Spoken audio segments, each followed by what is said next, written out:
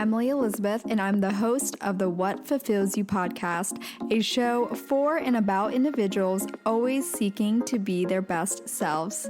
On this show, we talk all about building the mindset, finding the right careers, creating meaningful relationships, and so much more. Welcome to the What Fulfills You podcast. Hello, everyone. Welcome back to another episode of the What Fulfills You podcast. My name is Emily Elizabeth. I'm your host, and today's episode is focused around business, career development, entrepreneurship, and navigating mental health in the process. And this is with a good friend of mine, Eric Z. Yang. He is based in Bangkok, Thailand, but he actually is originally born and raised in Paris, which I have been trying to coordinate with him at some point to eventually meet up in Paris because I'm more likely to go there first than go over to Bangkok. But he was actually previously on the podcast. If you've been listening since then, you might remember, but this was on episode 32 back in July 2020. So if you are interested in checking out that episode, it is available. And that one, we did talk a bit more about discipline and entrepreneurship. And on this conversation, we expanded a bit more on his journey since that period that we recorded. And I really appreciate kind of the way it's a little bit more diverse in today's conversation, where we talk a lot about him navigating, a period where he was unfortunately cheated on. He had a difficulty in that relationship and navigating therapy and hiring a mindset coach and more or less figuring out what he wanted to do, especially with his career, because he previously had a virtual summit agency that ended up burning him out, basically. And he wasn't that passionate about it anymore, per se, or at least passionate about the way he was doing it. And so it took him, a little over a year, close to 2 years, to really getting his footing again. And I think that is very relatable regardless if you are an entrepreneur, because I think this is often what we see, even in the corporate world, where you hit a wall and you're like, okay, crap, I am not enjoying what I'm doing and I want to find a way to leave to a new job. Or maybe at some point you're like, I want to start my own thing. Like it could be any of the above. And again, I always preface it about the corporate thing because not everyone needs to be an entrepreneur. And even though I am one myself, I don't necessarily believe like you should want or have to do that. I just think whatever works the best for you, whatever is the most aligned with you, go in that direction. But personally for me, I gained a lot of insight in this episode with Eric because, especially for me as an entrepreneur, it's always really good energy to gain ideas from fellow entrepreneurs and people that are doing what you want to do in a sense, or have optimized their system in a really good way. And Eric has really done that. And the best part about this conversation is hearing some deeper insight into how he has the guts to charge $20,000 for 4 hours of his time. And to a lot of us,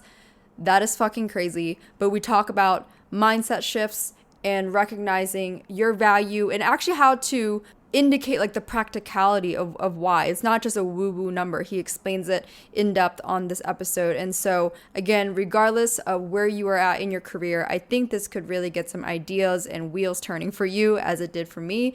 And so with that being said, let's welcome Eric again to the podcast. Eric has been on the show back in 2020, which is crazy because I think it was probably like I was still living in Orange County, and at this point, 2020, I was in LA. So I guess over 2 years ago, like maybe 2.5 years ago, you were on my podcast, which is crazy. I want to say like June 2020. And then now we're recording this in December 2022.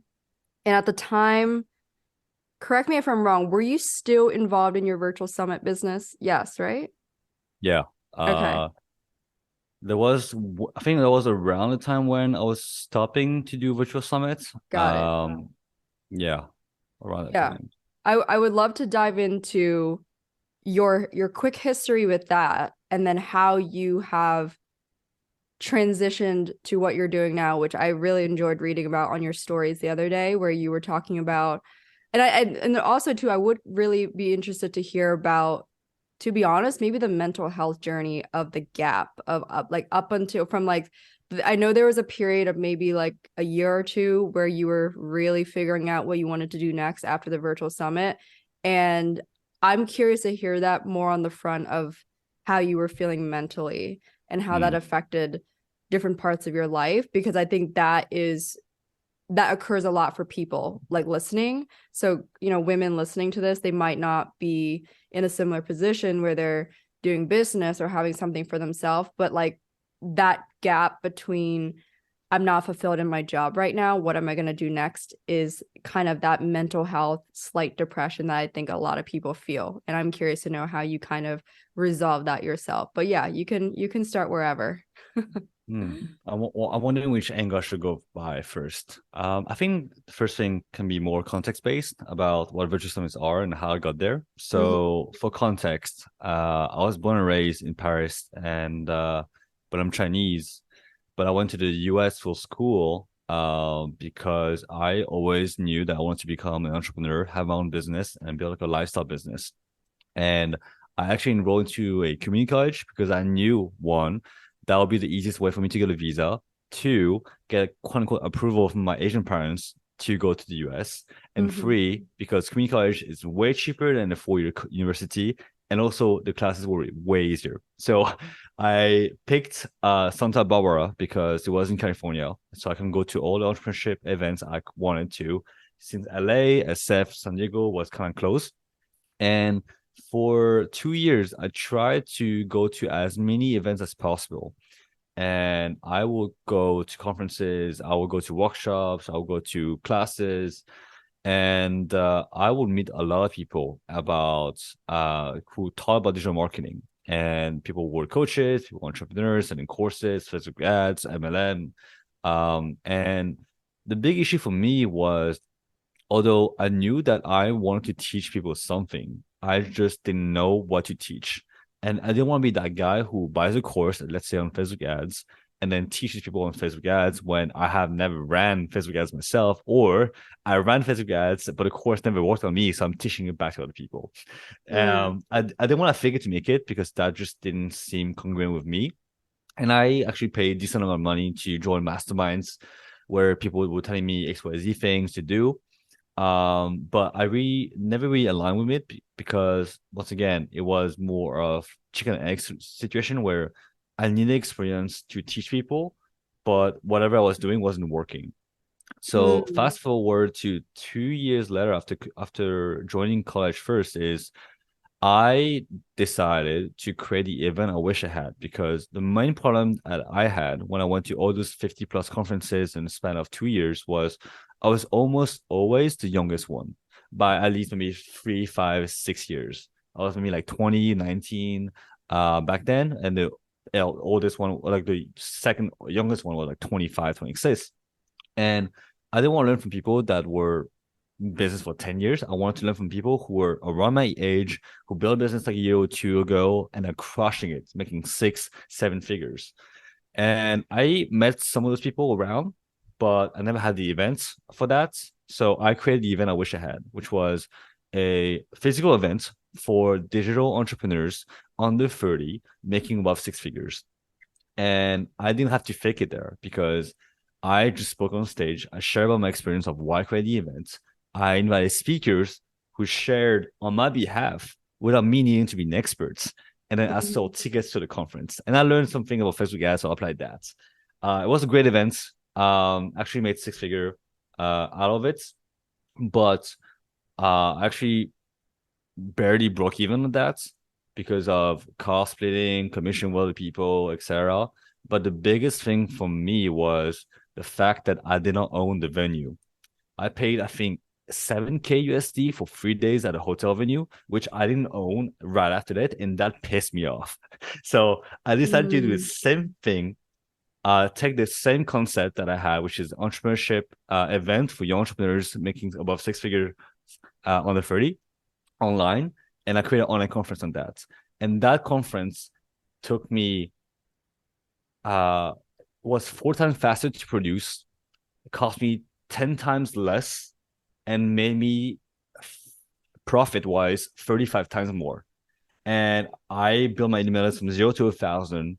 And it was the beginning of a great journey where after that, people came to me, like, hey, Eric, how do you do that? Can you do it for me? And I did it for them. Hosted Airbnb Summit back in 2017. This guy had zero email list size. He knew about Airbnb, did events, boom, from 0 to 8,500. We made 85K in revenue. And then next one was a crypto summit. And then next one was a agency summit. And every single time I did those conferences, I was not only getting more skills by doing conference, but I was learning about the theme of the conference. So I was basically paid to learn from those experts that were the very best in the industry. Mm-hmm. And eventually I built an agency around that where I produced events for the people. And that's something that was doing for, I think, 4 years before I closed down the agency, like right in the beginning of COVID, or maybe let's say beginning to mid of COVID. I had a severe burnout, and I took a rest and a break because I had so much stress and anxiety that even opening emails in the morning would just paralyze me for like legitimately me like 45 minutes. I'm curious about the burnout. Because you mentioned like did you see that coming, or did it happen just like within a few days it just hit you? So it was coming up, and I think I'm passing this nice here. I think I was the type of entrepreneur that was so one-dimensional about business. I lived, I breathed, I ate, and I slept business 24/7. You were to ask me like what I was doing for fun, I'd be like, I like to go to business conferences. I like to listen to podcasts. I like to go on those like mini mastermind dinners and meet all the entrepreneurs, right? I did not have a life outside of business. Uh, I work with my therapist, and many times like, hey, what do you do for fun outside of business? And I could not answer that. And I did not have a way to quote unquote recharge. I did not have a way to. I think the biggest thing for me, Emily, was I didn't know how to handle situation where I was emotionally charged by the challenges of business. What I meant by that is, as we know, entrepreneurship is like a roller coaster of emotions, right? There's ups and downs. But I think that more than anything else, there's always shit happening to you. There's always you need to fix, is always needing you to put out the fire, and you need to find a solution to that, right? So whenever you have a big win, it's great. But the big fire coming up is always ready on the next corner of the door. So you have to get ready for that. I did not know how to handle those emotionally charged situations where I was getting more and more drained by each one of those, to the point where I was so recluse that I didn't know how to handle that. And I think the biggest thing for me is not only did I not have a life as a business, but two is I was doing more and more things in the business that I did not enjoy. When I first started business, I was like a one-man agency where I did everything, which is kind of crazy and stupid at some time. Crazy because I learned everything about my side of business, but stupid because I couldn't handle it. But then eventually I hired like people and become like a team of 8 people to do virtual summit for other people. But I realized that the one thing I enjoyed doing the most was the strategy of the client, which is essentially taking client vision, see how their roadmap could match with the strategy that could like literally double or triple the email list and double or triple their revenue. But as the business grew, I was less doing strategy and I was doing more operational. Like instead of doing strategy, I was managing a team. And I really, although I love the team I built, I really did not enjoy doing that. But I did not recognize that I was doing more of the things I hated over time and less of the things I love doing. And eventually, when I burned out, I didn't understand why I hated the business I built when I used to love it so much. And it took me like a year to even think about going back to doing virtual summits, because I was just so, I think disgusted was almost the word for that. Like disgusted, but also like afraid of going back into building business because of how it made me feel. I want to touch on a bit about, you mentioned how you realized that you just didn't have a life outside of business. And it's funny that you say that because one of my girlfriends, she works at Amazon in supply chain, and she works like 10, maybe 12 hours a day sometimes. Like all she does is sleep, eat, breathe, working at Amazon. And I, she's in a long distance relationship. Her boyfriend lives in London. She lives in the US. And I'm kind of like, girl, are you doing anything outside of this? And she's like, no. And of course, naturally as a friend, I kind of want to nudge her to be like, yo, you gotta make friends in the city that you live in. Like, you gotta get out of your house and not be staring at your laptop all day.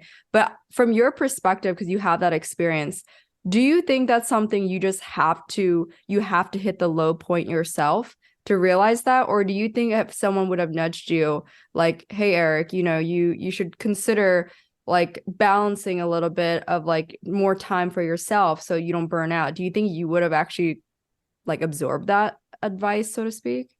That's a great question. And I don't think I would have had absorbed that because I would be like, okay, that's not a priority. Like right now, my number one priority is business because Mm-hmm. that's my I think the biggest issue is my core identity, my confidence, my Mm-hmm. self-worth was attached to how well my business was doing.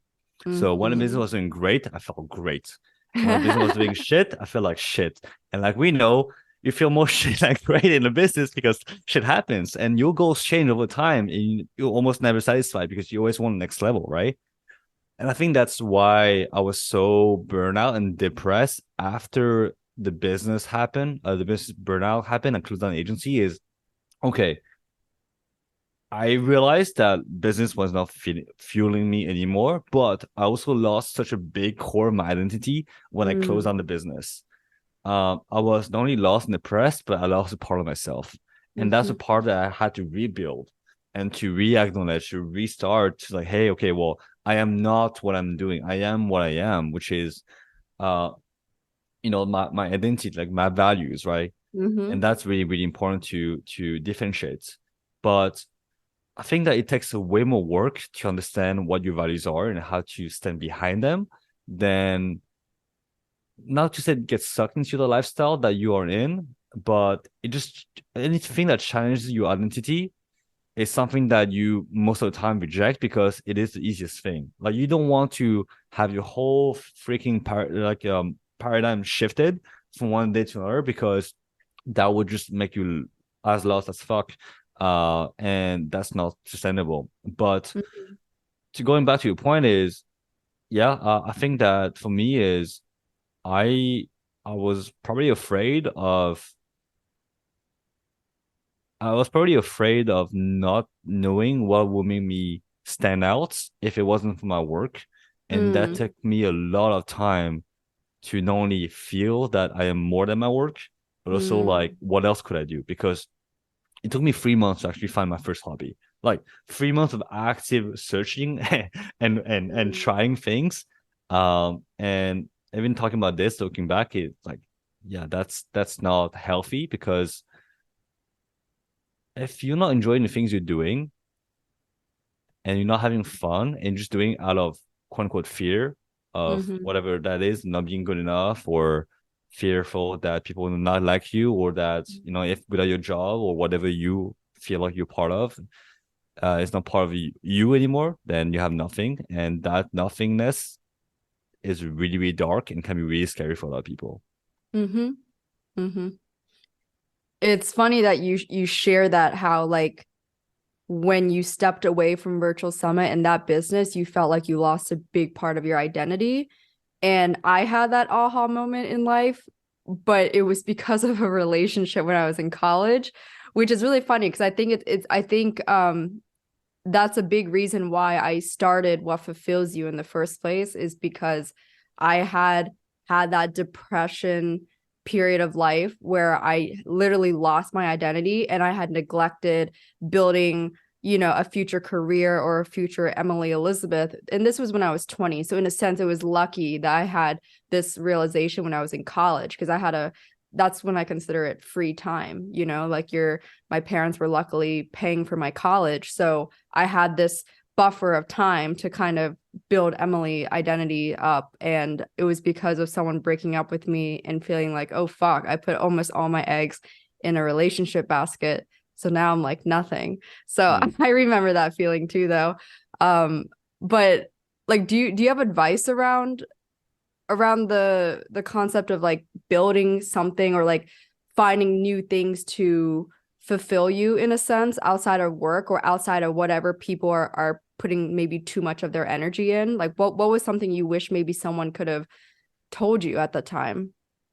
It's quite hard for me to understand back then, so I try to explain the best way possible right now. But there's a Mm-hmm. big difference between having your identity attached to what you're doing to what you are. So what you're doing is, let's say you're an entrepreneur, you have a business, you are hard work, you're a hardworking person that wants to make business work or your full-time job work. And you see yourself as, let's say, Amazon employee that is doing a great job, or you have a blog, you have a podcast, right? Mm-hmm. And those are things that put you in a box. But then what you are is the values behind it. Like, hey, who are you to your friends? Who are you to yourself? Who are you to your clients? And the values could be like, okay, no matter what's gonna happen, I'm gonna be congruent with my words. No matter what happens, I'm gonna be I'm gonna commit to my words. And there's a difference between, and the great thing about that is when you so focus on your values is that we talk about this in like the input, right? Like, what is the Mm-hmm. result and what do you need to do to get the results? The Mm-hmm. result is always up to other people because you can't Mm-hmm. control, let's say, the amount of sales you get in a month in a predictable way, but you can control how many times you reach out to your client that then can convert to the numbers that you want to get on a sales call, then close them, right? Um, Mm-hmm. if you said to yourself, okay, I am someone that is hardworking because when I say I'm going to reach out to 20 people, I can do that. That's great. Mm-hmm. As Mm-hmm. opposed to I'm a great salesman and I close 20 times a day. And so, Yeah. Yeah, I see that identity switch. Yeah. yeah, You're and yeah. that is great because even if, let's say, you get fired or you change career, Mm-hmm. your values carry itself to other areas in your life, as opposed to how Mm-hmm. you see yourself and how you identity to what you are doing. So that's something like was a huge shift for me. And that really helped me because I mean, now I'm doing consulting on Virtual Summit. It took me a year and a half of trying to build 4 businesses since I Mm-hmm. closed down the agency to realize that, you know what, the thing I hated wasn't like agency, wasn't the Virtual Summit side. The part that I hated was I was no longer doing strategy. I was no longer speaking, which is something I really enjoy doing. And I was no Mm-hmm. longer like in control of my life. And now that's why I scaled down from 8 people to just doing 1 person consulting. Mm-hmm. Um, and that's something I enjoy way more. I have more control over it. Obviously, like can't scale as much with one man, but I'm enjoying my life way more. And Mm-hmm. to balance out the fact that I need X amount of money, I just like 4x my price for my consulting. And it worked out Mm-hmm. because I was able to niche down as well. But um, but yeah, it was a dark place. It was a really dark place because I didn't know the type of help I needed. And I think what I Mm-hmm. just needed was be able to experience the small things all over again without needing to be so wired on, okay, how can I make this into a business? What can I learn from this movie? And when I'm watching it, and just breathe a little bit, live a little bit, and build life outside of business for me, which was my core identity. Progressive presents Adjusting to the Suburbs. You used to associate crickets with silence. But since you bought a house in the suburbs, you know crickets hate silence. If any other creature realized rubbing its legs together made a piercing, high-pitched noise, they might think, maybe I won't do that. Constantly. All night long. Luckily, you can save with Progressive by bundling your home and auto. Now that's something to make noise about. Just not constantly. Progressive Casualty Insurance Company coverage provided in service by affiliates and third-party insurers. Okay, speaking of building a life outside of business and work and everything, I'm curious to know during this period, were you like dating? Were you exploring more of like the different elements of life? And maybe an additional tangent to that question would be like if you like because you were struggling, as you said, you were in a little dark place. You were trying to kind of navigate what the fuck you're doing and what your identity is going to convert to or remain as. If you weren't really seriously dating, do you feel like a part of that is because you needed to kind of get yourself in a solid place first? Yeah. So I was dating when when I closed on the agency and trying to figure out by myself. 6 months later, I found out she cheated on me. So that wasn't a great place to be. uh, Mm. May was when I closed on the agency. December of 2020 is when I found out she cheated on me. So I was really down, but I was like, hey, let's use this energy to do something else and build a business. I built 3 different businesses with what I would call 3 really close friends. Some of those people you know of. And every single time I built a business, I was leftover Mm-hmm. because they had different priorities in business, and they was kind of like, sorry, this is not priority anymore when this was my sole priority. Um, Expectation was set. Responsibility was shared. Mm. It just didn't work out because they weren't doing the work, and then just one day just like, hey, sorry, I can't do that. So I was like, okay, and then doing it again and doing it again. So honestly, between the relationship thing and the business relationship thing, I started to have trust issues. So in those moments, for me, it was just like, hey, let's just figure out the next Mm. thing. It's okay. Opportunity will come. So what I did to make an income for myself is, you know what, let's NFT is really hard right now. Let's do an NFT summit. Let's reconnect some people. Let's, get out of this need to build business with someone else. And it was great. I realized that NFT space is kind of quote unquote scammy. So that, didn't want to make me more invest into that. But I was able to make some money out of it. And Mm-hmm. then after NFT kind of bubble popped a couple of months ago, I was like, asking myself, what do I want to do again? Maybe going back to doing a virtual summit. So honestly, the biggest thing that helped me was having both a therapist and a mindset coach. So a therapist is more someone that, listens to you more like a close friend that listens to you without judgment. And the thing I like about Mm. therapists, having a therapist is unlike a friend where you might feel guilty to take some of the time, the therapist is paid to listen to you. So you don't have to feel guilty about taking their time because that's their job, right? Mm-hmm. Whereas the mindset coach, he's more someone Mm-hmm. who is gonna challenge your paradigm, and someone's gonna Mm-hmm.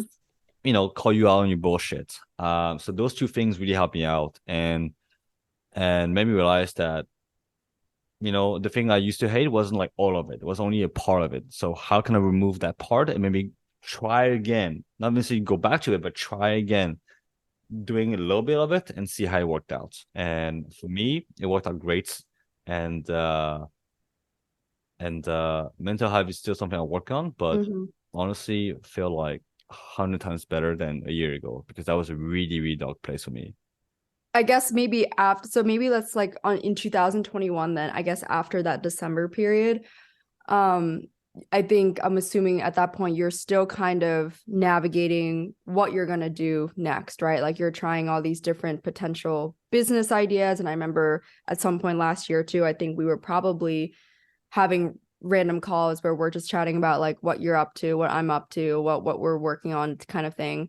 Um, Regarding like outside of business and work, like what was that like for you? Do you feel like compared to now that was more difficult because you weren't in a solid place per se?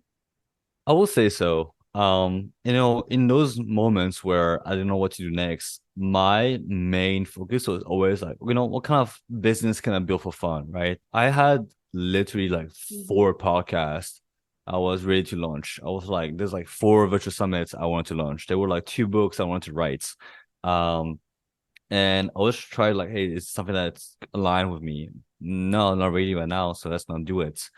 Um, but I think the biggest thing, I mean, I was also quite lonely. I mean, I know we connected, and also Yeah.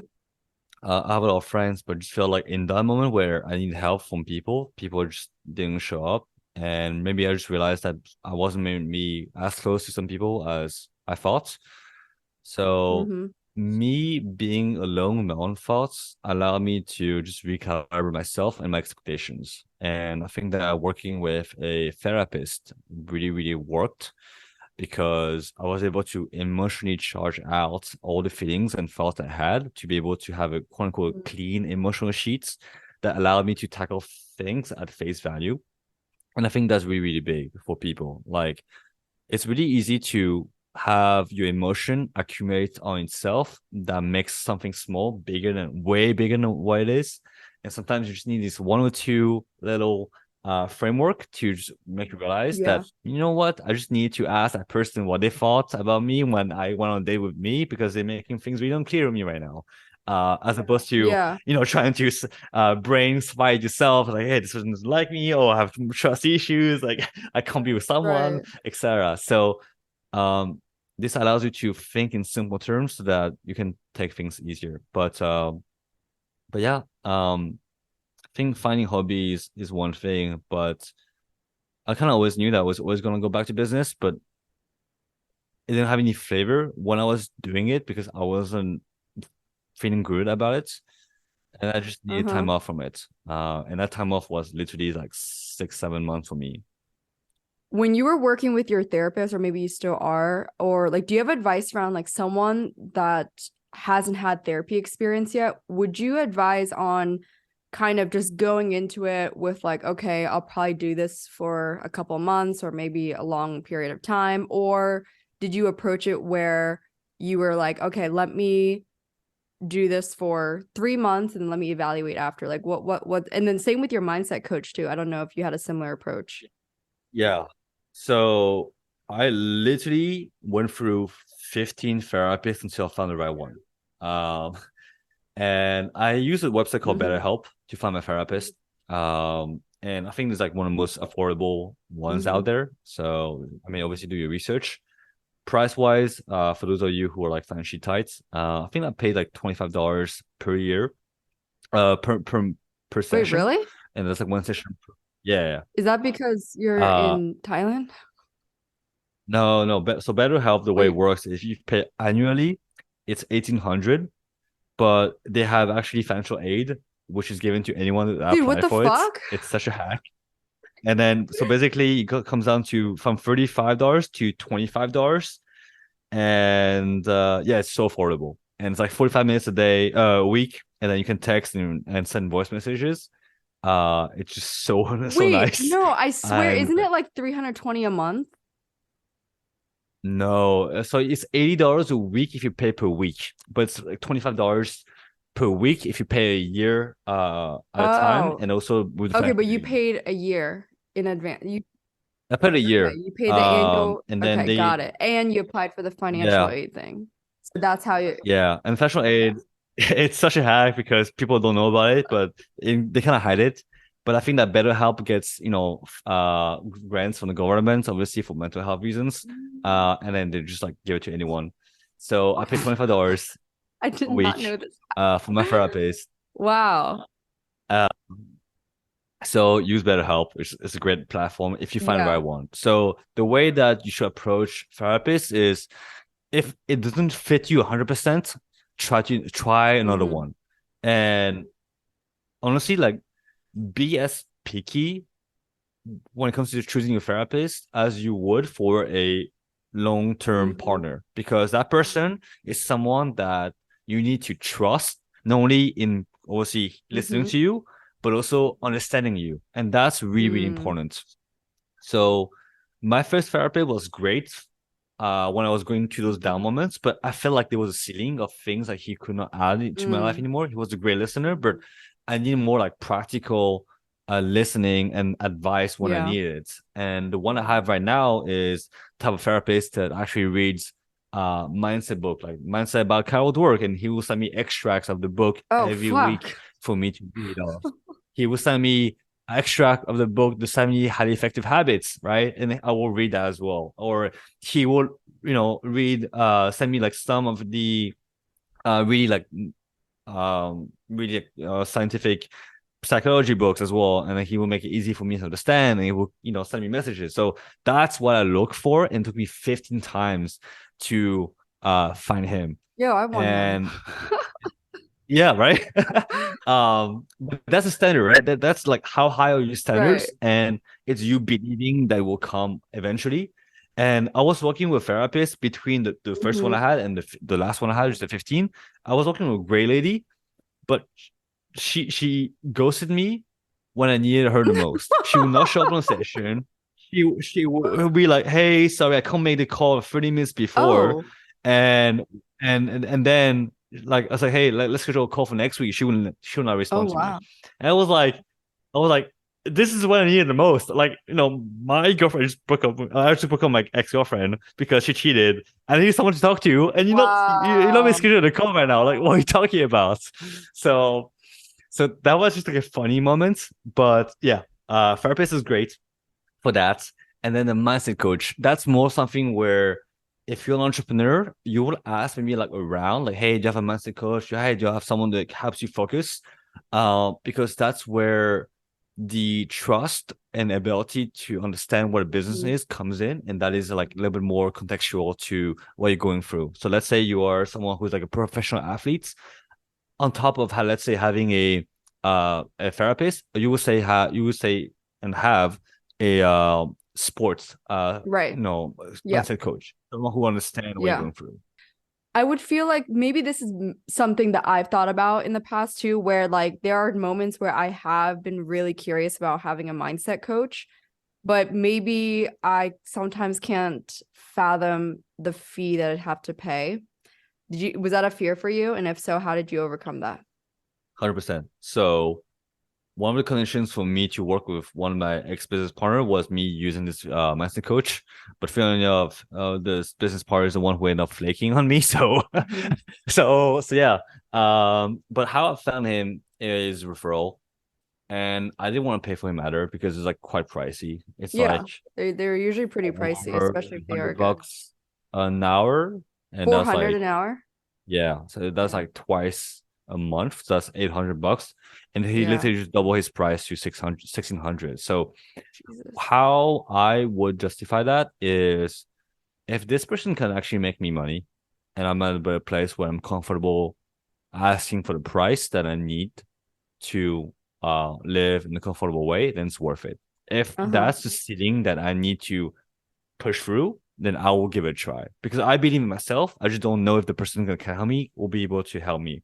Right. But if you went through the same mental blockage, if you're feeling that you're always making two step forward, two step back, two step forward, two step back, that your your hardware is kind of like burning out and you don't know what else you could do, uh it just needs someone to pull you out to a new reality because Yeah. what you've been trying to achieve by yourself is not working because otherwise you have figured out already. Mm-hmm. So I Mm. feel like I've been stuck for the past 2 years going through the same mindset, shift that I have. And the biggest thing for me, Millie, and I realized why I was burnt out as well in my other agency is I felt that I wasn't good enough to serve the clients that I wanted to work with. Mm. So I always settle for the clients that were chasing me, the clients that did not have an email list, the clients that didn't have a proven product, the clients that wanted to pay me 20K, 25K, but I knew that I could make it work because I've done it before. I worked for clients that has zero size email list and made them $80,000 in about 3 months and grew the email list from zero to 8,500. But it took my soul out of me because it took a lot of work to make it work. Wait, So, why? but Why did it take a lot of work with them? because comparing to someone that has an email list, let's say of 20,000, they have their Mm-hmm. course, they have the course, so they know who their Okay. target audience is. They have a reputation already. They are kind of known already in the industry. Right. They already have some product. They already have a team, right? As opposed to the person that building up a business, they have none of that. So a lot of the Okay. figuring out was up to us to figure out that Got unless it. the client was sure about his industry, and even then it wasn't always sure because it wasn't that backed. Mm-hmm. It took extra work for us. So that drained my team and me. And that was because of my own insecurity when it comes to picking the clients. And I picked the client because I knew that I would not get rejected by them. Mm-hmm. Mm-hmm. So that was my limiting belief that I was not quote unquote worthy enough to work with big clients when I had like 4 years of case studies and success stories. Mm-hmm. So the mindset coach actually pushed me to, he didn't push me to do virtual summits. He was like, hey, Rick, what do you enjoy doing? I enjoy doing conferences and speaking there. So, okay, well, you should look at conferences you should speak at. So, yeah, that's true. So I speak at a conference And then those people, when I spoke on the conference, a lot of people came to me. It's like, hey, Eric, I would love to hire you for what you did. It's like, oh, I'm not doing virtual summit anymore, but what about just doing consulting? So, oh, okay, that's an interesting thought. And then I'll just put a 5K amount. So, hey, 5K for 4 hours of my time, which is what I usually charge. Easy sell, super easy sell. They're like, okay, let's do it. I'm like, are you serious? Only 5K? We'll do it. Okay.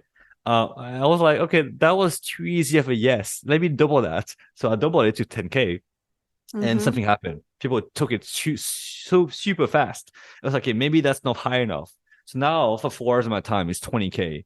And what has really helped me refining this offer is not only like the mindset coach that pushed me and confronted me on this limiting belief that I had, and also called me out on my bullshit. But two is maybe one of the greatest book I read this year, which is the $100 million offer by Alex Hormozi, where how can you add something to your offer that makes it such a no-brainer? And for me is 20K USD for 4 hours of my time, and I'll guarantee you that you get 20K in sponsorship for your virtual conference. And if you don't, I'll give you a full refund. I saw that you posted that on your story. I was like, whoa. And that is a no-brainer because the clients that I want to work with, they have emails of, let's say, 5, 10K. And I know for a fact that if I can raise 20K for a client that has a 0 email list size, I can do it easily for a client that has a 10,000 plus email list size. Okay, and to give some context, because some people might be a little confused here, the client that you're charging 20K for 4 hours of your time, they are a business owner, right? Correct. Okay, and their email list consists of, can you explain that part? Like who are on those email lists, and how are you actually getting sponsors for them? So that's a great question. So I used to work with any digital marketer, agency owners, e-commerce, anyone that wants to build an email list, build revenue, and grow their authority. But now I only niche down to course creators. So now I only work with people that have a course, that have an email list of above 10K. And also they have made over 6 figures with the course. So how they get sponsors. So it depends on the industry, but the biggest hack that I have is, let's say you are let's do an Airbnb summit, right? So when you teach people about the business of Airbnb, you obviously learn about, hey, how to find your first rental, and how do you scale out to 5 to 10 to 20, and then how do you build a team around that, how do you do marketing, right? So all those people that will go through your course or your virtual summit, they will need some tools, some softwares, and those softwares that pay $100 and thousands of dollars sometimes to acquire clients. But if you come to them and say, hey, do you want to speak to potentially 8,000 of your ideal clients? They will be so ecstatic to make it work because they know exactly how much it costs them to get a customer, right? So they come in, they become a speaker, a paid speaker, and then they can promote their software or their product, and then they pay you cash. And then the way that we use their sponsorship money is we're going to use 100% of that into marketing. So let's say you gave us 20K in sponsorship. We're going to use 20K into Facebook ads to make you even more look good in front of more customers that you have paid more money to acquire anyway. And then you're going to have a lot of people that would use your software because that'll be the only software for that specific thing that the clients need to operate the business. And if you compare it to live events, they will have paid 4 times, 5 times more. If you compare it to Facebook ads, they will have paid 5 to 10 times more because it's hard to target these people, especially now with the whole Apple tracking thing. So sponsorship is even more viable now. And the client's happy, the sponsor's happy, the attendees are happy, and that's how we guaranteed 20K because we never had underneath 18K, and that was before I even refined my process. Damn, some people listening to this might be like, how the fuck are you charging 20K for 4 hours of your time? No, because it's funny. I know my friend from Amazon. I mean, I love her to death. She's a great friend. One thing that she lacks is a lot of understanding of how people actually she's only understood the VP makes like 400,000 annually, right? That's their salary, and she thinks that's that is a lot of money, right? But she's only seen it like in that direction. Like she's never heard or been this degree of separation, like you and I, like as friends, like of like having a friend that actually like charges like that for like consulting, you know? Yeah. The biggest mindset shift is, can you make your clients more money than they pay you? And if the answer is yes, then you should charge accordingly. I know for a fact I can make my clients more than 20K. Actually made my client 25K from just half an hour 4 years ago from just one call about sponsorship. That's just how powerful it is, because sometimes they just need the right advice at the right time to make it work. And for them, paying 20K, if they can make 100K, it's a no-brainer. And then when you offer a no-brainer offer that's attached to performance, it's like no risk for them. So okay, if this doesn't work out, it's, you know, give us the money back. But I know it worked because I need to be picky about my client and who I say yes to. Right. So it's like saying yes to on both ends, right? Me, I have to vet my clients, the client have to vet me. But I make it easier on my clients to say yes to me because I offer a guarantee that makes me need to perform for them. Right. How do you find these clients? And this is actually something I'm really excited to share with you, Emily, because that's something I learned how other agencies get the best clients. You want to partner up with agencies or communities full of your ideal clients. So for me, for example, instead of me running Facebook ads, which is not really effective, you want to be a warm intro into someone's community. So let's say my community is course creators. I am going to work with agencies that create towards course creators, whether that is someone who creates websites only for course creators, someone who teaches other people how to create courses or scale a course. And I want to reach out to those super connectors in that space, and I want to strike a deal with them. So, hey, can I do a webinar with them for your community about this strategy that I find is perfect niche for you? So they feel like, okay, this is something that my community would like. And two is I give you a cut. And it's not any cut. It's like a cut out of 20,000 per client. And then for them to say yes to that and like, hey, I give you 25% of that, let's say here being 5K, it's a no-brainer for them. And also one of the strategies I want to implement in the future is I want to only interview people who are course creators in the future, and then be able to then say at the end of the interview, so hey, by the way, do you have 5 minutes to discuss about something that I think will be really beneficial for us too? Okay, yeah, sure. I spent 35 minutes already talking to you. I would love to hear for 5 minutes what you do, Eric. So okay, cool. Here's what I do. And I offer the no-brainer guarantee. We guarantee $20,000 in sponsorship, otherwise we'll give you a full refund. And you can walk away with a full blueprint of a virtual summit that has generated over $2 million across all my clients. Are you interested in that? It's like, yeah, okay, there's a no-brainer. Let's talk about that. And then that's how we close. Yeah.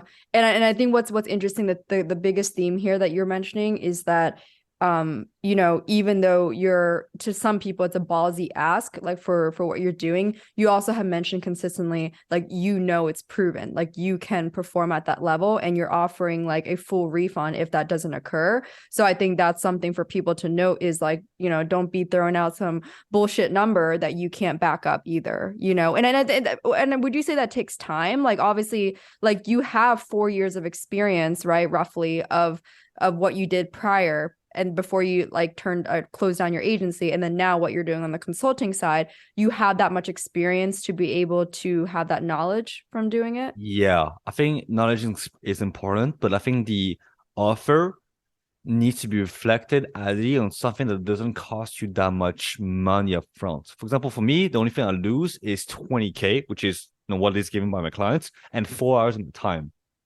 I don't run Facebook ads. I'm not designing anything. I'm just giving people templates.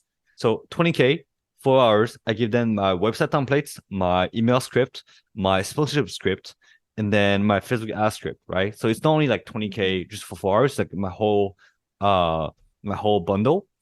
But it doesn't cost me to build it because I built it before for my agency. So a no-brainer offer. Honestly, I would really recommend people reading the book, The $100 Million Offer, to find the price that fits you best, because there's a different type of offer for different type of people. But making such a no-brainer based on performances is such an incentive for people to say yes to you. compared to someone else that has the same results, the same price points, but they're gonna pick you because it's just easier for them to say yes to you. And I came up with 20K because I know that's the number that I can get from my clients. So I will push people think about what is something that you will always guarantee to your clients based on what you have performed for your other clients in the past. So an example for me is I can guarantee people like, hey, 20 speakers, one of them being an A-type speaker being really famous, or two is I can guarantee the conversion rate on the summit being above 5%. Another one could be, hey, I can guarantee you that your summit will be seen by X amount of people. Based on the performances, if you're a Facebook ads team, you can do like performance based like this. It's just so much easier this way because people just they have no reason to not trust you because there's no risk for them. Yeah. No, I'm just like, I'm absorbing everything you're saying right now. That's why I'm like a little slow to react because I'm like, like it's getting my wheels turning. It's like 9:30 a.m. over here in New York. And I'm like on that morning flow now listening to you talk about this because this is funny, you guys, just for context. Eric and I have actually never met in person either. And you are in Bangkok. And so we're in different time zones. And, my question too is, are you doing business with only people in the US? Not really, but I prefer because they are the most open that I found to spend 20K for 4 hours. So okay, that's what I was curious about because I was like, I mean, how are to me it's a no-brainer because people in the US and it's a very entrepreneurial culture here, a lot of businesses here, a lot of people that would be more likely to have that kind of capital to pay you. Well, it's also like how you pick your clients, right? I know for a fact that someone who's just beginning would not have 20K of their own money to spend on VIP day only. It's only someone that is not only know what they're doing, they have money coming in, but also they know how much it costs for them to acquire a customer. Like I am actually about to work with someone from Romania who teaches people how to self-publish a book for kids on Amazon and make a living out of that. He sells his course for 2K. So for him to make a ROI on its investment, you just need him to sell 10 of his course to break even on that virtual summit. And then on top of that, there's a guarantee of 20K. So he's not losing any money. Even if the quote unquote summit fails, he's still gonna be profitable. Right. Like two last questions. One question, I know you started speaking again, and I've seen this on your Instagram stories. This one might be a little bit more relatable in different aspects, not just for like pitching yourself to speak, but like pitching yourself in general at any time, right? How did you get what was your process in pitching yourself to be a speaker at conferences? And again, I think this is applicable in all areas, whether you're pitching yourself for a job or pitching yourself to be selected for something. I think the biggest key is you need to speak to be found to be a speaker. Have a podcast, have a virtual summit. Like all my gigs that came to me came from hosting my first virtual summit. So people saw me as a speaker because I was hosting interviews with other people. And this is something crazy that people don't understand, but it happened is you don't need to speak to be seen as an authority or as a speaker. You just need to be next to someone who speaks and next to someone who's an authority. So that's one. Two is do what you do, host a podcast or be on someone's podcast, and then make it clear that you are a speaker and talk about the fact that you're a speaker. And then you are, hey, I'm traveling to this place, New York, in January or February. Who has an event? Or do what I do is I check out the events I want to go to and I apply to be a speaker at those conferences. Like, why not get paid or at least go to the event for free if I was going to pay for that event anyway? And that's what I did for my last conference in Bangkok, where instead of just being an attendee, I wanted to speak about Virtual Summit so that when I was networking around, I wasn't just someone that was having business. I was actually a speaker there. So that gave me more leverage to have clients to chase me as opposed to me chasing clients. And that's a huge networking tool. Or, you know, Did if you apply? Did you apply on their website? Was there like apply to be a speaker, or did you reach out like no, cold I reached out via cold. email? So, hey, Mm. you know, I saw you have some speakers. This about digital marketing for nomads. I've been doing this for XYZ years. The key is to always have something like a keynote ready. For me, is like um how I generated 400K in sponsorship through my virtual summits. And then they're like, oh shit, I want to know about that.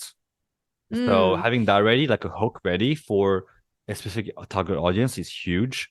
And then obviously change it depending on the event you go to. Let's say you go to like a realtor event, you change a little bit. You go to a digital marketing, change a little bit. So um, Hmm. the best doors are the ones that are not promoted. So if a website says apply to be a speaker, there's gonna be a lot of people. But if a website just says, hey, just buy your ticket here, not a lot of people are gonna apply to be a speaker because it's nowhere on the True. websites.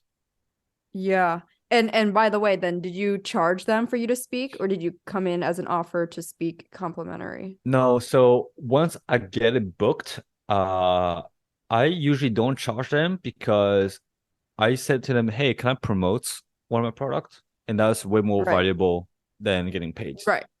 Right. That's a good piece of advice there. One last thing before I ask that classic question I ask everyone, because I'm curious to know if your answer has changed. But we talked a lot about like business and kind of like personal life today. But in the past, reflecting on the past like 2.5 years, would you say like do you make decisions differently in business and in your personal life? So primarily around like logic versus instincts. I'm curious to know how that process has been for you. Um, when you when you use one or the other, or if you have noticed that you've begun to trust one more than you would have thought over the past 2.5 years. I think that's something we talked about in the past. And Mm-hmm. I would say that now in business, I'm way less emotionally charged, meaning that I have less of like a roller coaster of emotions. Of the highs are, you know, not as great, and but the low of the lows are not as intense. So I'm able to build a more Got sustainable it. emotional in tank here.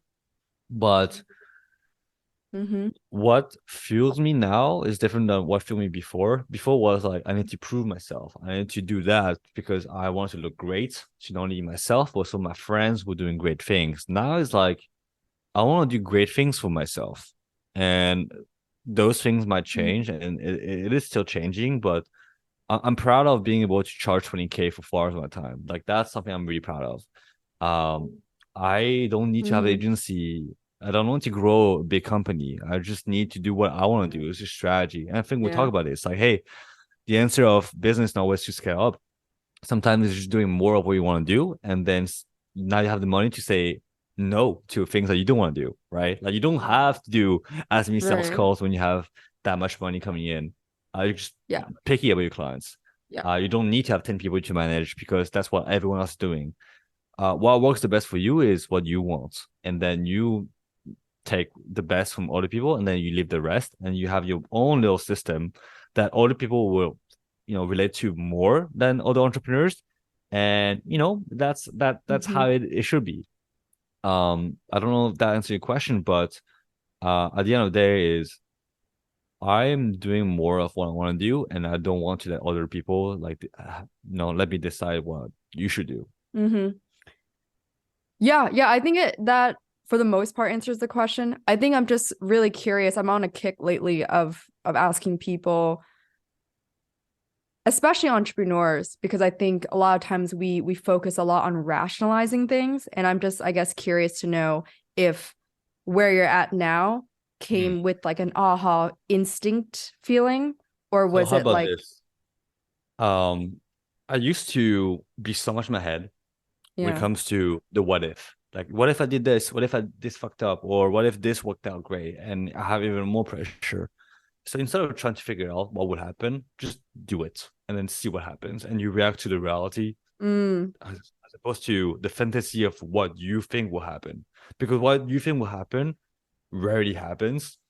And it's always best to act on the things that is actually happening as opposed to the ones that you will think will happen. Yeah. And the thinking process takes 90 times more energy and time for maybe 1% or 10% of the time really happening. Right.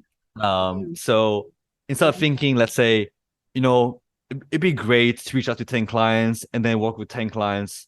But then it's gonna be a lot of work, and I'm afraid of what's gonna look like, and I'm gonna get overwhelmed with 10 times more employees. You know what? Just do it and then figure out when you need to figure it out, as opposed to having all the answers ready to the things that you don't know if it will happen or not. Right. And that has helped me a lot with both personal and business life.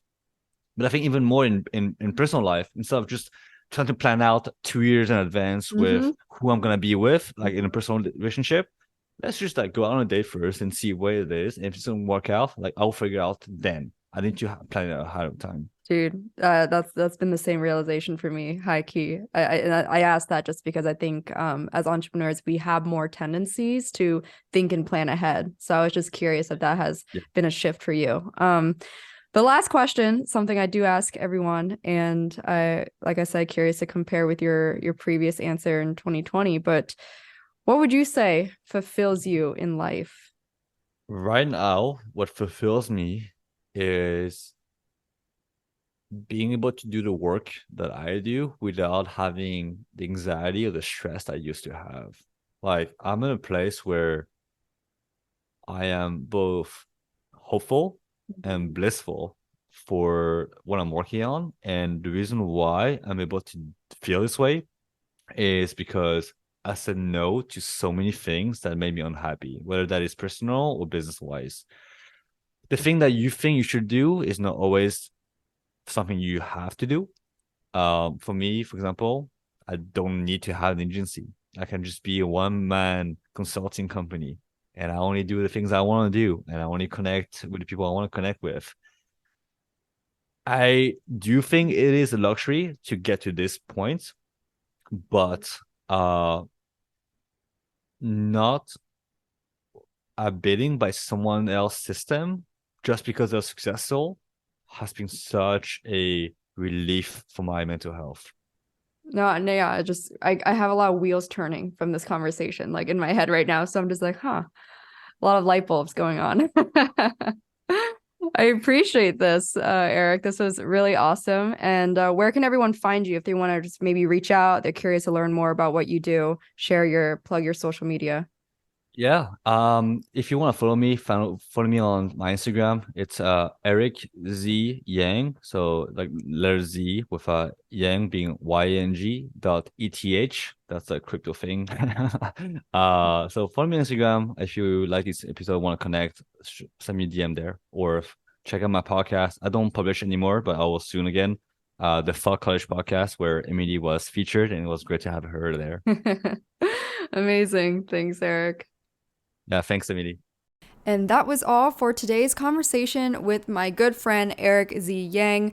I really hope you found some value in this, especially if you have been feeling a bit in a rut with your career or your entrepreneurial journey. Perhaps this gave you some good ideas, and if it did, it would mean the world to me if you could just share this episode on your Instagram story and tag the podcast Insta at What Fulfills You and myself at Emily E. Duong. Let me know what you thought of this episode, anything that you want to hear more of. You guys know, especially the ones that do message me on Instagram, that I actually enjoy conversing with you guys, so please don't be a stranger.